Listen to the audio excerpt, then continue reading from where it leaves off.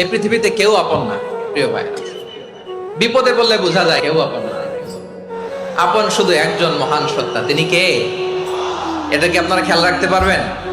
হ্যাঁ, বিপদে আপদে কেউ আমাদের বাঁচাতে পারে না, তরাতে পারে না, মুক্তি দিতে পারে না, উদ্ধার করতে পারে না, একমাত্র আমার প্রভু ছাড়া, আল্লাহ ছাড়া। চিল্লায় বলেন ঠিক কিনা?